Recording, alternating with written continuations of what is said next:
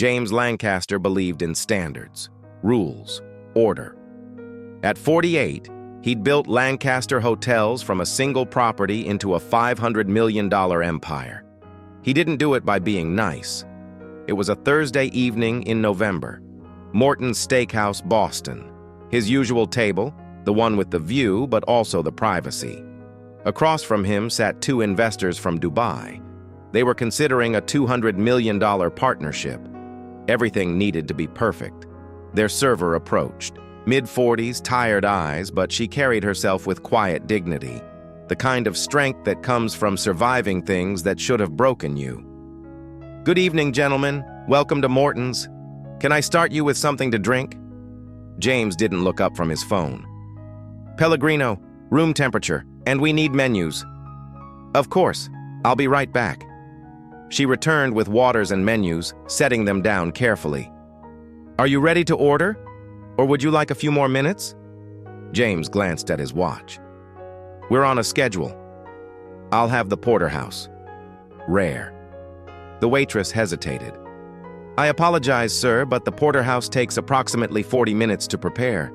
If you're on a timeline, might I suggest—" "I didn't ask how long it takes." James's voice was cold. "I said what I want." "Of course, sir. I was only trying to help." "Help?" James looked up for the first time, his eyes hard. "You want to help? Then take the order and stop wasting my time." The two investors shifted uncomfortably. "Yes, sir." She wrote it down, her hand steady despite the tension. 5 minutes later, she returned. "Excuse me, sir. I spoke with the kitchen, and they wanted me to confirm. Why are you back here?" James's voice carried across the restaurant now. People at nearby tables turned. "I didn't call you over." "Sir, I was just confirming your order." "I don't need confirmation. I need you to do your job without bothering me every 5 minutes." One of the investors cleared his throat. "James, she's just being thorough." James ignored him. He snapped his fingers at the restaurant manager hurrying over. "This waitress keeps interrupting my business meeting. I want someone else." The manager, a thin man in his 50s, looked pained. "Mr. Lancaster, I apologize. Rachel is actually our senior server. She was just—" "I don't care what she is. Get her away from my table. Better yet, fire her." The restaurant went quiet. Rachel stood very still. "Sir, I'm sorry if I—" "Fire her," James repeated, louder now. "Or I walk out, and I make sure every person I know never eats here again." "Your choice." The manager's face went pale. "Mr. Lancaster, please, if we could just—" "Now." The manager looked at Rachel. She looked back at him. They both knew James Lancaster could destroy this restaurant with a few phone calls. Rachel untied her apron slowly. Her hands were shaking now, but her voice was steady. "It's okay, Tony. I understand." She set the apron on an empty table. Then she turned back to James. "I just want you to know something, sir." She pulled a small card from her pocket. Homemade, decorated with markers and stickers. "My kids made this for me this morning. Today's my 45th birthday. They told me to have a good day at work. They're proud of me for working 3 jobs to support them." She set the card on the table in front of James. "Thank you for making sure I didn't have a good day." Rachel walked toward the kitchen, head high. James looked at the card. On the front, in a child's handwriting, "World's Best Mom." He pushed it away. "Can we get a new server now?" But when he looked up, one of the investors was standing, gathering his things. "Where are you going?"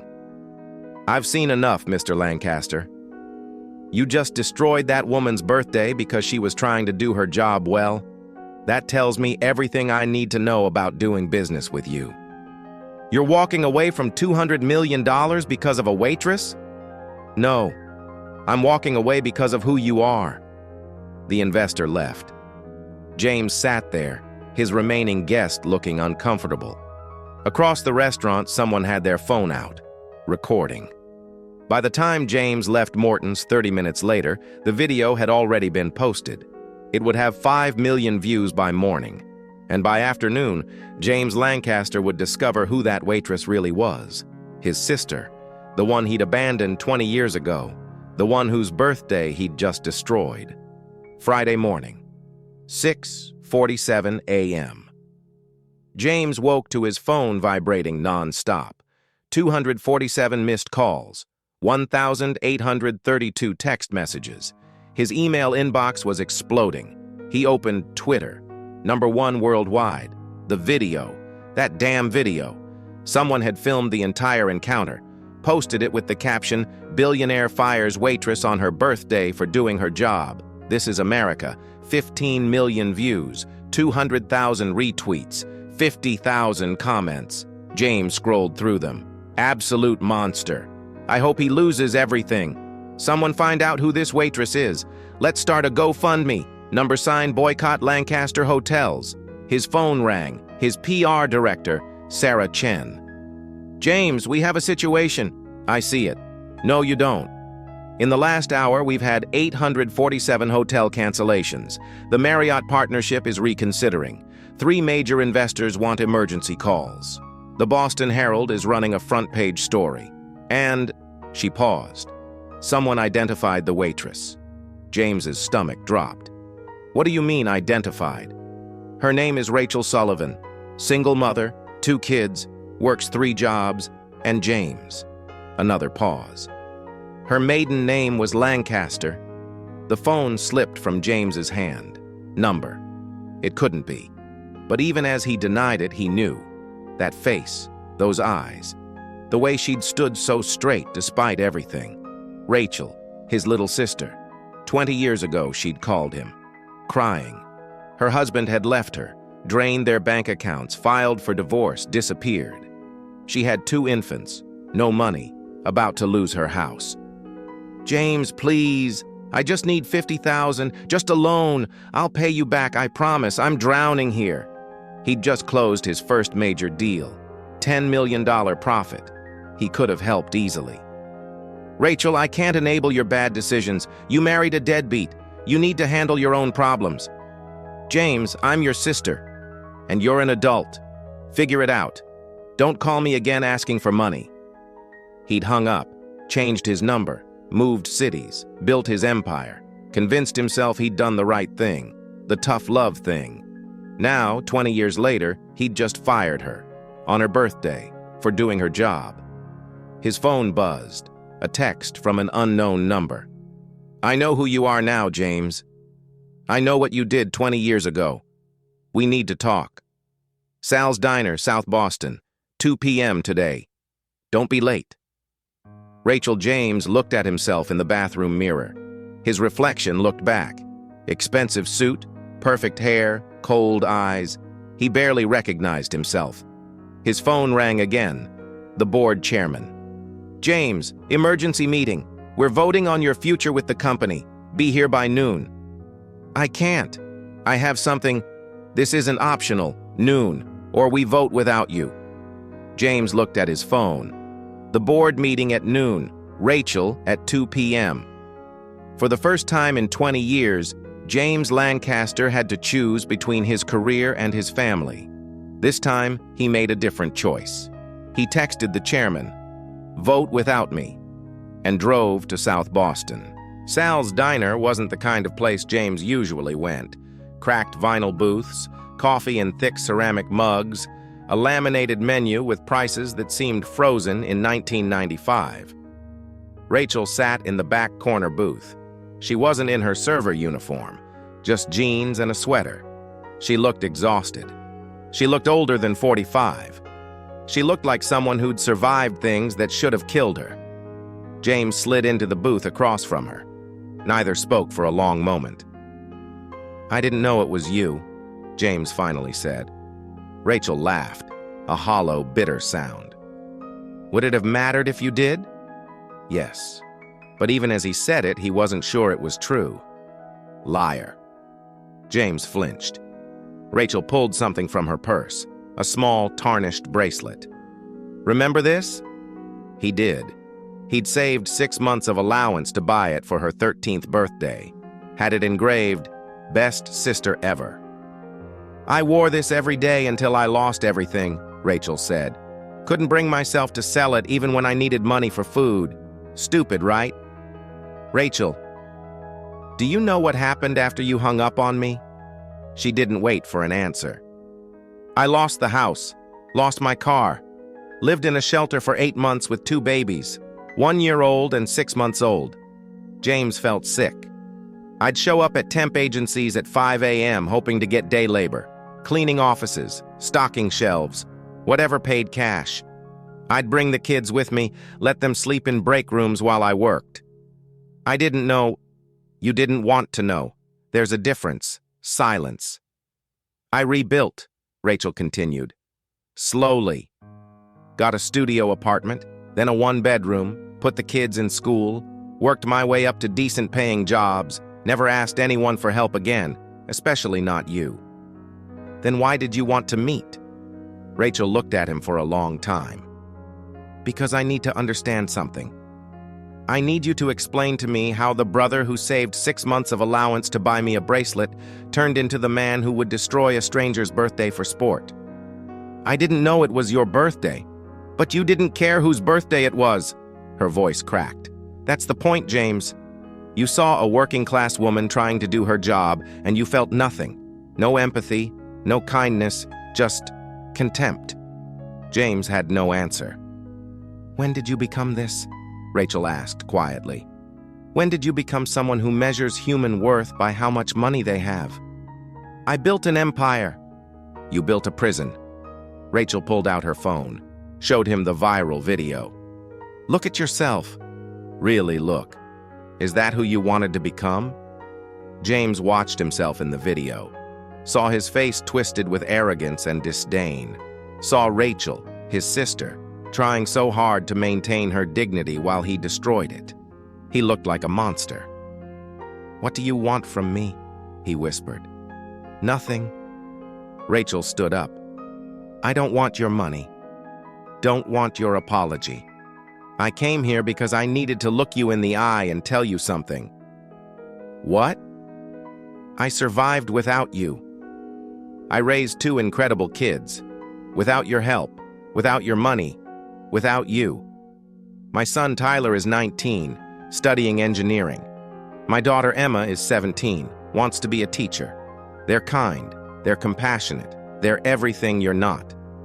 She put money on the table for her coffee. I didn't need you then, and I don't need you now. But I want you to know something. When you hung up on me 20 years ago, you didn't just abandon me. You abandoned the only person in your family who actually loved you for who you were, not what you had. Rachel turned to leave.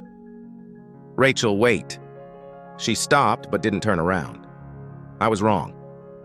20 years ago, last night, all of it. I was wrong. I know you were. Can I fix this? Rachel looked back at him. Her eyes were wet, but no tears fell. I don't know, James. Can you? And she walked out of the diner.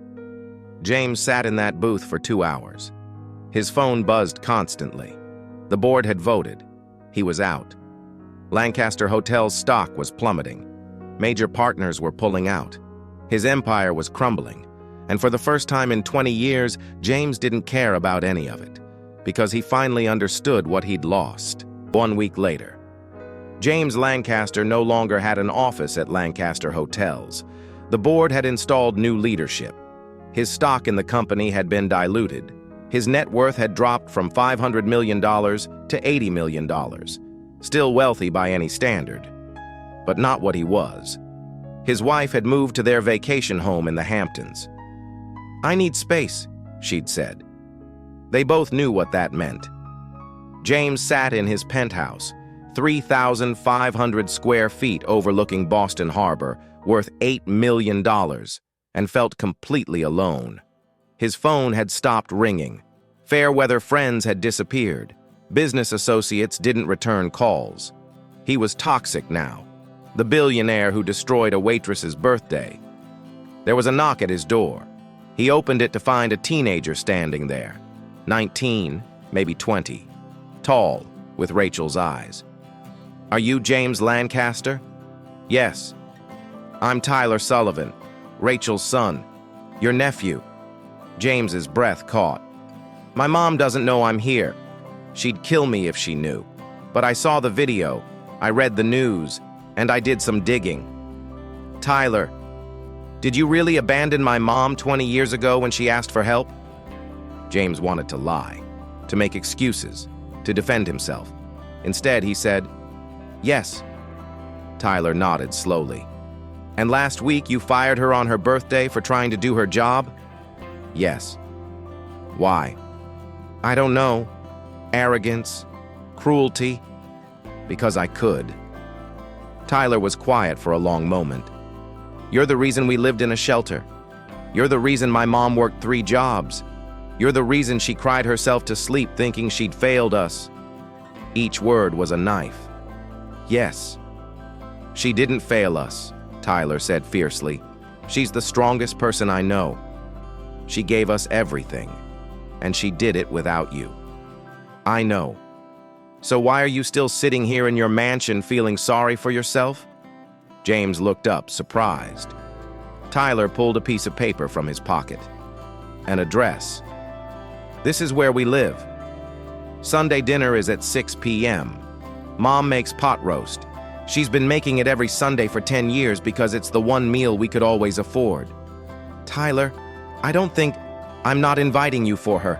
I'm inviting you for me and for Emma. Because maybe we deserve to know our uncle. Maybe we deserve to decide for ourselves whether you're worth knowing." "Does Rachel know you're doing this?" "No. And she's going to be furious. But Emma and I talked about it. We're tired of only knowing you as the villain in Mom's story. We want to meet you as a person and make our own judgment." Tyler turned to leave, then stopped. "By the way, if you come, bring dessert. Nothing expensive, nothing that shows off, something normal. Can you do normal?" "I can try." "Good. Because if you show up with some fancy bakery thing from Beacon Hill, Emma will throw you out. She doesn't trust people who use money to impress." "What should I bring?" "Figure it out. That's part of the test." Tyler left. James stood in his empty penthouse for a long time. Then he grabbed his keys and drove to a regular grocery store, the first time he'd been in one in years. He bought ingredients: flour, sugar, apples, cinnamon. And on Saturday afternoon, in his state-of-the-art kitchen that he'd never actually used, James Lancaster baked an apple pie from scratch.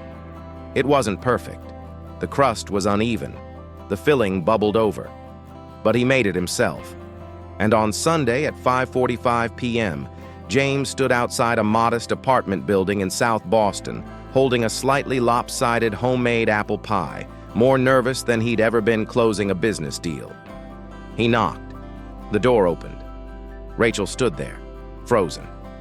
"Hi," James said quietly. "Tyler invited me. I can leave if you want." Rachel stared at him, then at the pie, then back at him. Did you make that?" "It's probably terrible. I've never baked before." Behind her, Tyler appeared. "Uncle James, you came." A girl, Emma, peeked around. "Oh my God, is that actually a homemade pie? Mom, look, it's lumpy." "I know," James said. "I'm sorry." "No," Emma grinned. "It's perfect." "Mom, he actually did normal." Rachel's eyes were wet. She didn't speak for a long moment. Then she stepped aside. "Come in. Dinner's almost ready, and you're setting the table." "Okay," James said, and walked into his sister's home for the first time in 20 years. 6 months later, James Lancaster no longer lived in a penthouse. He'd sold it, used most of the money to set up a trust fund for Tyler's and Emma's education. The rest went to a community center in South Boston that offered job training and childcare for working parents. He lived in a 2-bedroom condo now, walking distance from Rachel's apartment. He worked as a consultant, made decent money, enough to live comfortably, not enough to be a billionaire. He didn't miss it.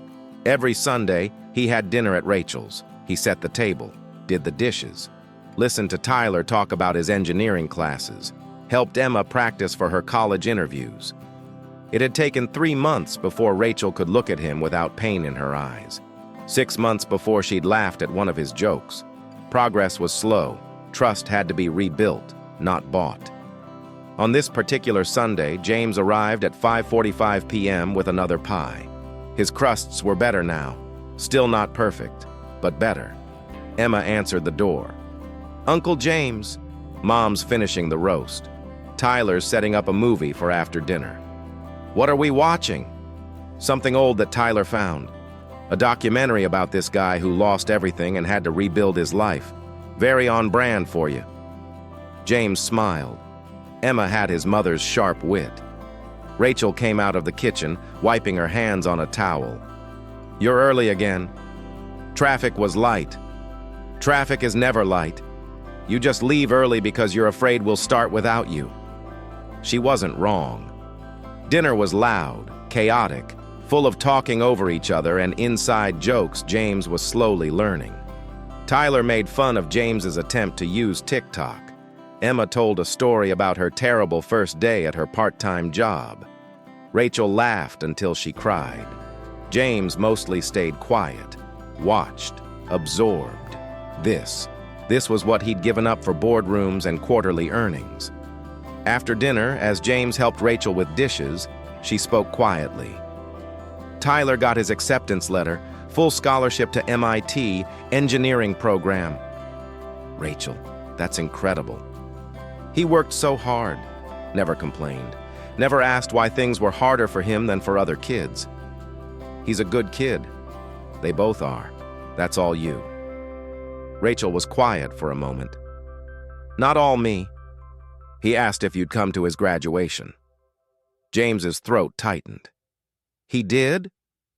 "He said something about wanting the full family there, including the uncle who's trying really hard to not be terrible anymore." "That's the nicest thing anyone said about me in years." "Don't let it go to your head." They washed dishes in comfortable silence. "James," Rachel said eventually. "Yeah? I'm still angry. About the 20 years, about the birthday, all of it. I know. But I'm also, I don't know. Glad you're here now. Better late than never, I guess." "I don't deserve that." "No," Rachel agreed. "You don't. But that's the thing about family, isn't it? It's not about deserving. It's about showing up. And you're showing up." As James drove home that night to his regular condo with regular furniture, he thought about a question Rachel had asked him months ago. Was your empire worth it? Back then, he hadn't known how to answer. Now he did. Number. It wasn't worth it. But maybe, just maybe, he could become someone who was. Someone who baked imperfect pies. Someone who set tables and did dishes. Someone who showed up. And for James Lancaster, that was more than he'd ever had before. It was enough. The end.